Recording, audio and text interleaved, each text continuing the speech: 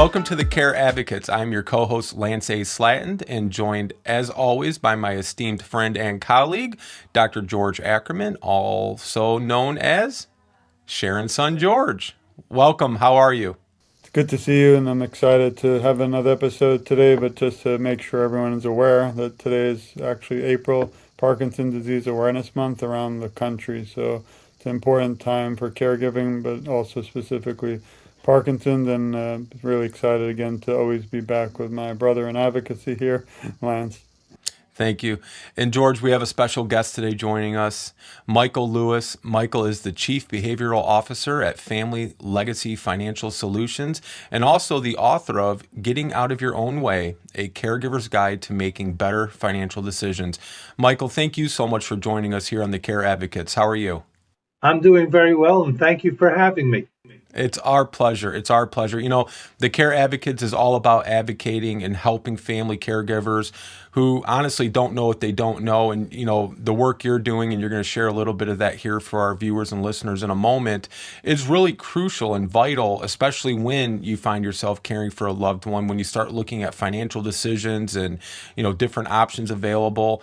And you're here to help educate us and our audience on that. And I'm going to turn it over to George and let him get the show started.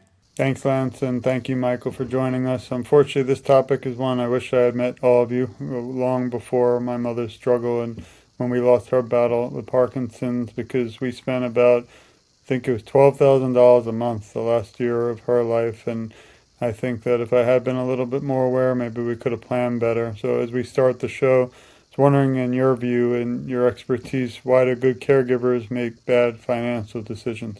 That's a great question, and I think it really just boils down to the amount of stress that's involved in the caregiving journey. It often starts, basically, for many, when the crisis is upon them, right? So there's denial that goes on. Oh, it's not so bad. Either a child is saying that, or even the person who has the affliction. I'll use dementia as an example, but Parkinson's works as well, where they just deny it. It's not so bad. I can manage it. Everything is okay. And that's where the good planning really begins, right? Is in advance, right? Now, real good planning would start with, a long-term insurance policy in preparation for something that, for most people, they're going to find themselves in that particular position of needing specialized care towards the end of their life. Factor into the equation that we live a lot longer than anticipated, right? And that for some caregivers, they will be outlived by the person that they're caring for, and this becomes a very complicated process to manage. And when you're in the throes of it and you're highly emotional, oh, I'll do anything to take care of my dad. I'll quit work. I'll mortgage my house. All these decisions that with proper time and analysis can be done thoughtfully are now being done in a very immediate, I got to solve this problem right now. And yeah, there are some aspects of caregiving where you have to solve that problem right now. But there are other aspects of it where if you take a step back and take a deep breath, you can actually go, okay, what are we really dealing with here? And I think that's where a lot of families struggle, is taking that step back and really understanding what is the nature of the disease, right? What are we really caring for here? Who's best in the position to provide that care? Oftentimes it's assumed that whoever lives closest, well, that's the default answer. Maybe that's not the right answer. So having the conversations early enough to also understand their wishes. What do they want to happen if all of a sudden, do they want a DNR in place? I don't know if you watch the show Pitt, but even if you have some of the documentation in place, how do they perform under pressure? Will they honor the person's wishes? And as I think the Pitt clearly showed, that once you're dealing with reality, like it's one thing to say, yeah, no problem when everybody's well, but when pressure hits, right, people react differently. And so that is, in a nutshell, why I believe that caregivers are so challenged to make that decision because they're emotionally high strung, understandably so, and the stress is undeniable. It's pretty much unlike any other stress that people will face in their lifetime. I'm not sure why we're addicted as our family to a pit. I can't stop watching it, but I think you brought up something really important. It's the long-term disability. My mother had short, and we weren't aware of long, and that's where we got hit hard. So thanks for sharing that. And this show again, and your work is really going to bring awareness and hopefully change the lives of many individuals who really should again plan prior. I'm going to send now the show back to Lance. Oh, thank you, George. And gentlemen, I just want to educate you both on something today. Where I hear a lot of discussion about the pit, and I love Noah Wiley. I watched ER from episode 1 all the way to the end, and ER is still by far, in my opinion, the best medical drama ever produced by Michael Crichton. And of course, Noah Wiley went on to play in the pit. But you both are exactly right. You're dealing with the emotional strain, just the relationship strain. I mean, there are so many strains when everything comes at you all at once. You feel like you're in a blender and you don't have time to really make a well-informed decision. And, with our home care company, Michael, I tell families all the time, make these decisions in a time of peace and calmness, not in a time of pressure and stress, because you might make the wrong decision and you don't want to make decisions rashly. You want to be well informed and educated on it. And I couldn't agree with you more. I want to talk, though, about the hidden cost of caregiving. We have a home care company here in Michigan. We've been in business about 15 years. And I hate having to tell families, I'm sorry, Medicare doesn't pay for this. Because again, they don't know what they don't know. You do have long-term care insurance, though the policies aren't as good today as they were for a lot of these seniors that we help who got them years and years ago. But it's always wonderful when they have that resource that they can lean on instead of having to spend their own, liquid funds on paying for care. And what are some of the other hidden costs that, other than paying for the care, there's a lot of other hidden costs, though. What are some of the hidden costs that you see and that you try to advise people on when it comes to caregiving? Well, with respect to the hidden cost, what I see most often is when the head of a household is the one that's under the affliction, that someone still has to step up and manage the household, right? So you have to pay insurance premiums, you have to pay utility bills, pay the cable bills, postage, transportation to and from. I know one person who was a caregiver, and he lived on the West Coast, and the person he was caring for was living on the East Coast. And so every weekend he would take a plane to and from. That's an extreme example, but even if you're commuting and you have to pay gas or you have to buy the transport, for tokens for subway and buses, those things add up. People also forget that they have copays that have to be met, right? And those generally are more than happy to be written off, but you got the copays, you got the deductibles that may need to be met. But probably the biggest one that goes really unsung is the opportunity cost of you leaving your job in order to care for someone else. You're walking away from a rather large salary in some instances. Certainly, you have people who have to leave their work and still care for their family in addition to the elder family.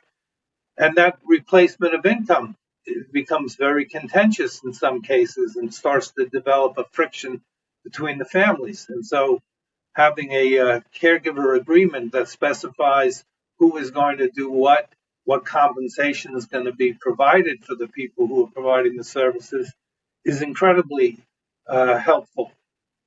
And I think for the most part, You have to really understand and step in, because there are other expenses that also really aren't expenses. Let me give an example. As my mother aged, she became an Amazon shopper, right? And she liked to watch movies, and she would click on a movie to watch it.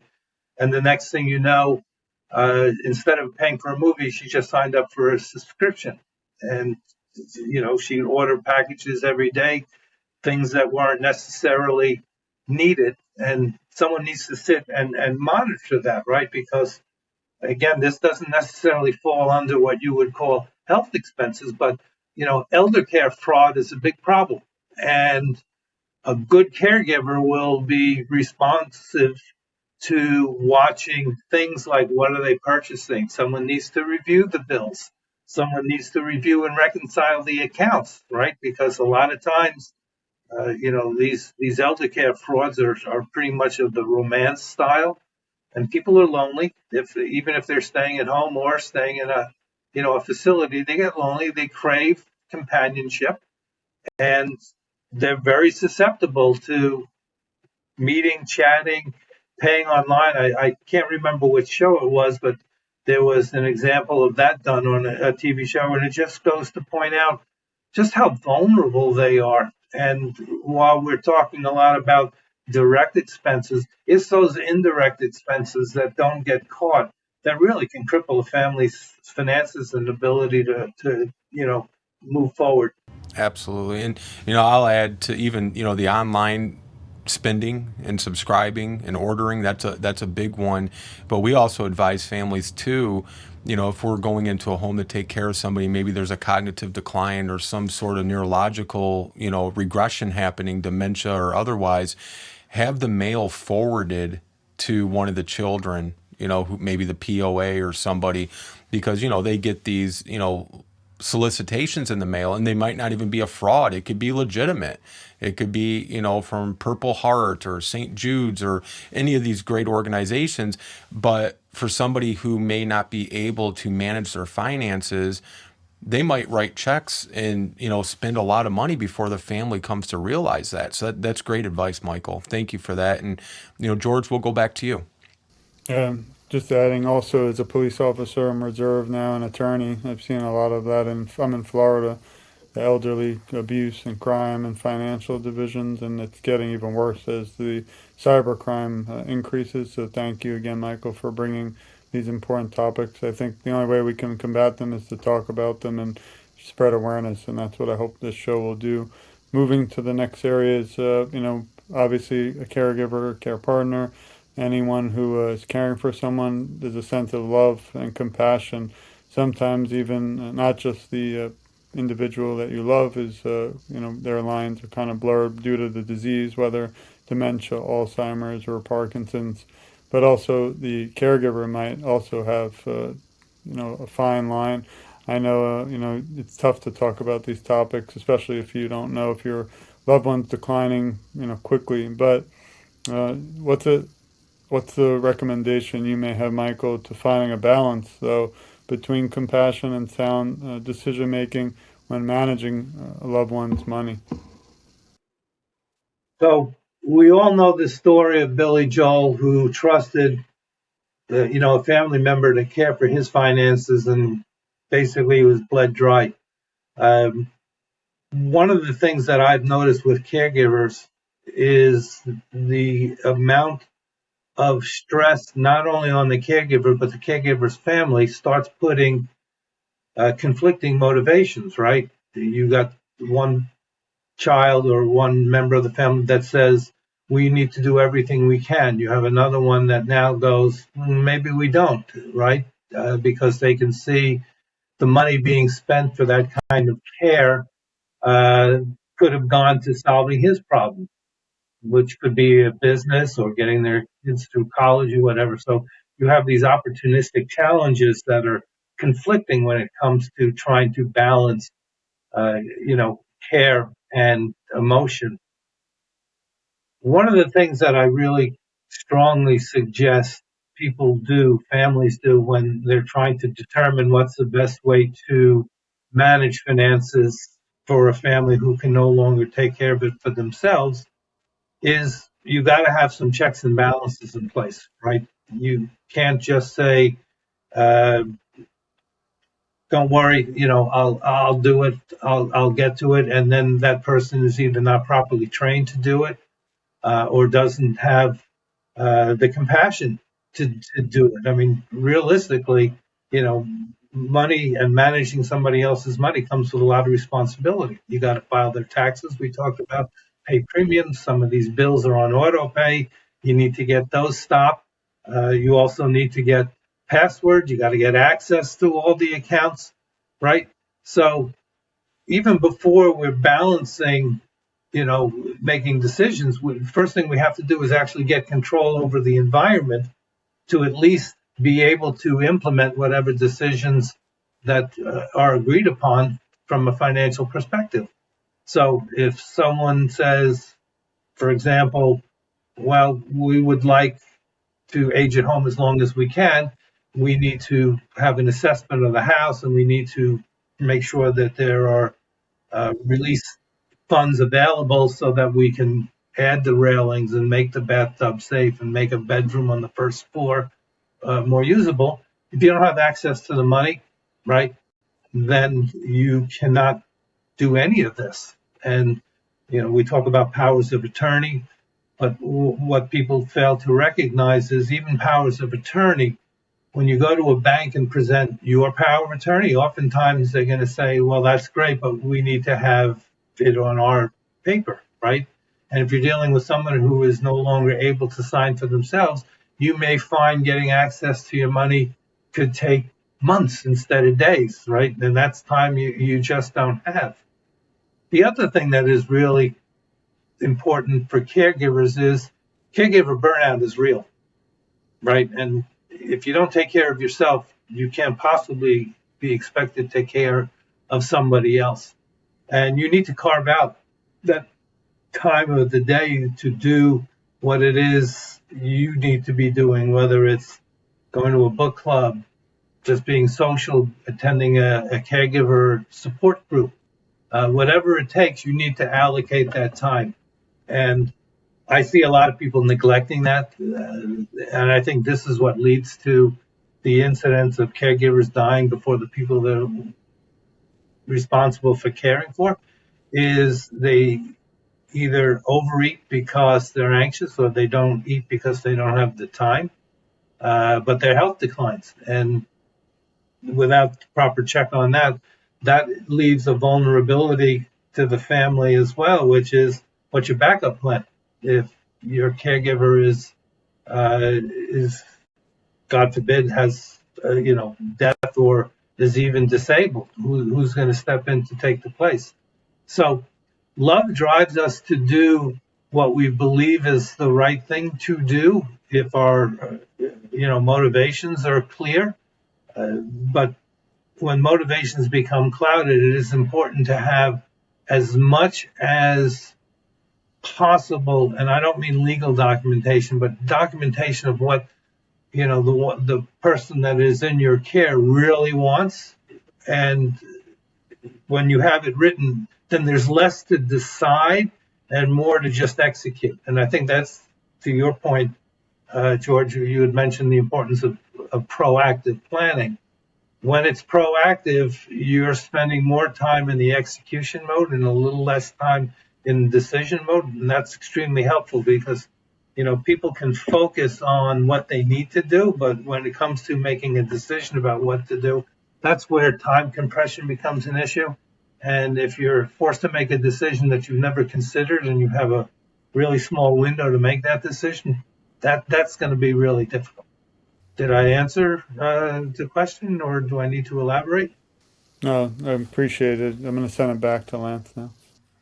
Yeah, great sound advice, Michael. As we close here, first I want to thank you, for your time and for, the advocacy that you're taking part in, whether through your book or through your financial services and consulting. But I wanted to kind of end on this. There's a lot of taboo around money and decline, and there's just taboo around money in general. And then when you add the decline of an individual for whatever reason, it's a bad recipe for disaster. How do you recommend people start difficult family conversations around this money and planning before a crisis hits them? That's a great question. And what I have found is having a mediator can be extremely helpful in terms of breaking through some of the barriers that present themselves and uncovering people's motivations and intentions. Uh, Conversations can't start soon enough, and I think we're seeing a trend. I don't know if your audience is old enough to remember the Honeymooners, but there was an episode where Ralph was included in the will, and the family members, and no one knew what was in the will until the will was actually read, in which case all hell broke loose. There's a lot more planning that goes on now. Some call it succession planning, generational planning, and those conversations are happening earlier, and that's great because for most of the conditions that we're seeing, they're not sudden, right? There's a progression that goes on. You don't wake up and have dementia. There are things that are indicators, right? And so having the discussion sooner than later is a possibility, but there may be reluctance to it. Maybe someone, is, I can't be bothered, or I'm in a different time zone. You have to make an effort to make it work. But sometimes having a facilitator who knows the journey that you're about to embark on can make it easier for people to share their concerns and lay out a course of decisions that need to be made. So again, if you want to be proactive, you should be having these, conditions, conversations, as well in advance as you can be. I will tell you that my wife and I have had conversations with our children about what our intentions are when we pass away, and I'd like to think I'm nowhere near that, but it's going to happen. I'd like it to happen as gracefully as it can be and with dignity, so that there are no surprises. Right. Yeah. And before I send it to George to close us out today on the care advocates, I just want to add to that, Michael, when we're consulting and meeting with families, whether they're just looking for consultation or they need to retain our services, and this topic, I always try to bring it up in some way, because we'll ask them, do you have advance directives? Do you have a living will? Do you have a power of attorney? And, and if and when they say no, and then they'll invariably, often, more times than not, they'll say, well, I just don't know. My dad, you can't have that kind of conversation with my dad or my mom, or whatever their reasoning is. And I tell them, you don't have to have a blunt, direct, in your face conversation, right? You can have a very subtle kind of coming in the back door instead of the front door conversation. An example I use all the time is around the holidays, whether it's Christmas, Thanksgiving, Easter, what have you. I'll say, when you're in the kitchen with mom or you're sitting there watching a game with dad, you're not asking dad or mom what their wishes are or what their, desires and, thoughts are, but you're telling them what your friend's parents, like, Mom, I just was talking with Linda the other day, and, she just said her mom was telling her how she wants to do X, Y, and Z. What do you think about that? That's a really nice, soft, easy way to kind of open that door ever so slightly to see if your mom has thoughts or wishes on it. And then maybe that conversation grows from there without just making it a very dark doom and gloom and rather uncomfortable conversation for a lot of families. Well, that's a great point, and I will add to that where I think communication breaks down is when people start telling other people what to do rather than listening and responding to what their desires are. Absolutely. Absolutely. Well, Michael, thank you so much again for what you're doing and for taking time out of your schedule to join us on the Care Advocates. I'm going to turn it over to our good friend George to send us home, George. Well, thanks, Lance, for all the work you do also behind the scenes. And Michael, it's an honor to advocate together again. I think that's such an important topic, one that not only haven't we really focused a lot on here, but one that a lot of families unfortunately tackle once it's a little too late. So I hope through this show, through your work, and I hope everyone will also support and follow Michael on his social media, which we'll be sharing. But this is where the time to have the conversation before, not that it's too late, but before it becomes so complex that you're spending so much time now going, backwards rather than forward. So it's really an honor to be able to work with both of you today and advocate by both of your sides. And again, I hope that this conversation continues even beyond the lights, camera, and paparazzi as they leave the show. So thank you all. Thank So you. thank Bye you for bye. having me. Appreciate the work that you do, all of you. Our pleasure. Our pleasure, Michael. Have a great day. Thank you. You as well. Bye bye. Bye.